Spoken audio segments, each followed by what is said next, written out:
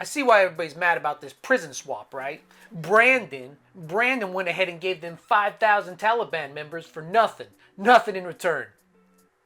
What? Oh, that wasn't Biden? That was Trump? Oh, whoops.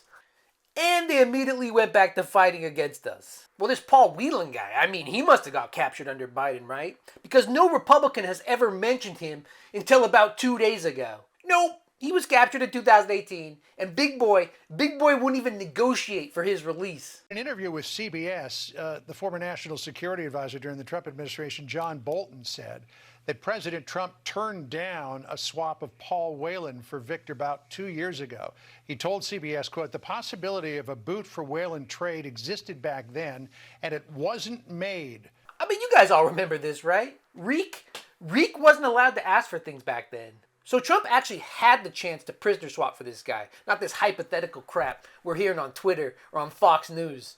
I mean, you even have Whelan's brother calling Trump out. He says, "You've talked about him more in the last 24 hours for this propaganda than you ever did in the last 2 years of your presidency." Pathetic. So that brings me to the question of why Republicans are so mad that American was released. Oh, I see why.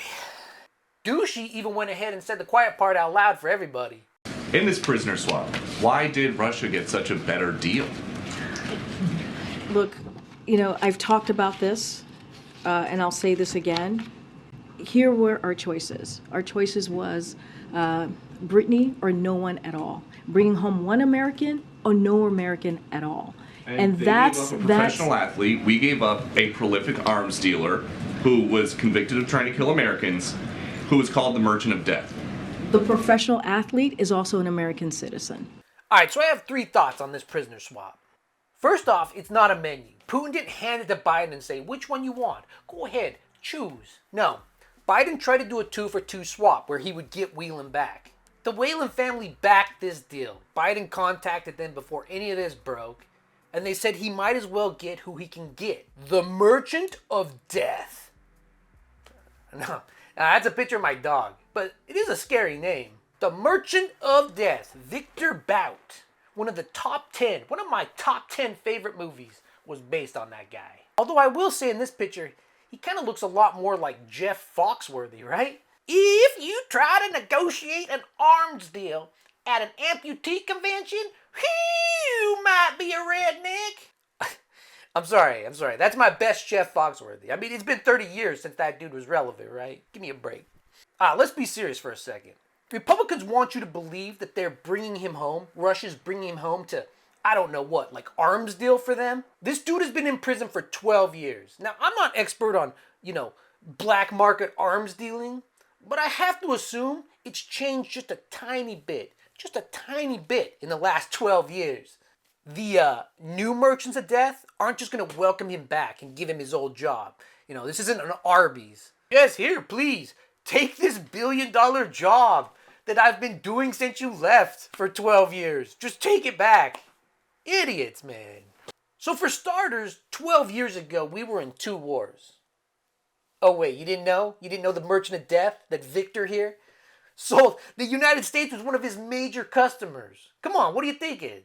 You don't just become the Merchant of Death without selling to the United States. I mean, that would be like being the merchant of cocaine and never selling to Don Jr. It's infeasible that it could happen. And on that point, I wouldn't be surprised if his biggest sin, what got him locked up, was outselling like Halliburton or the Koch brothers. So all these chuds that want you to believe he's going home to Mother Russia to get his gig back, that's just not what's going to happen. Putin definitely wants intel from this guy, and he's going to get it. And that brings me to my 3rd thought on this prisoner swap. The United States negotiating freedom for someone who was arrested for weed is the most hypocritical bullshit I've heard in a long time. How many Merchants of Death can we trade to release the 80,000 Americans that are currently in jail for weed? And I say 80,000, but I don't even know if that number is accurate because a bunch of police precincts don't even report the actions they're doing.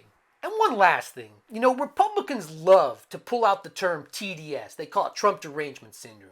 Good evening and welcome to Tucker Carlson tonight. Smallpox, the bubonic plague, the Spanish flu, Those are some of the many diseases that have changed the course of history over the last few thousand years.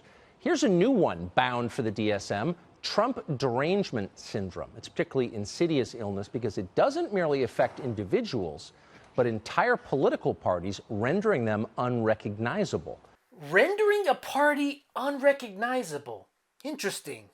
And now you're asking for 6 more years. Do you look like we got peanuts in our brain? We're smarter than that. Now look, I'm no psychologist, and I'm not going to try to play one on TV like Swanson Boy here. But I have to say, when you learn that an American is coming home from being imprisoned overseas, wrongfully, and the first thing you do is hit the internet to find someone else that's in prison in Russia so you can complain about that person coming home because you don't like the president, then I think you might have the early signs of BDS, Biden Derangement Syndrome. I mean, they couldn't get any more pathetic, right? Just what happened yesterday, this bizarre prisoner swap that clearly was in the benefit of Russia is another example of why we need to investigate to see if, in fact, this administration is compromised. Can I just say, I'm surprised.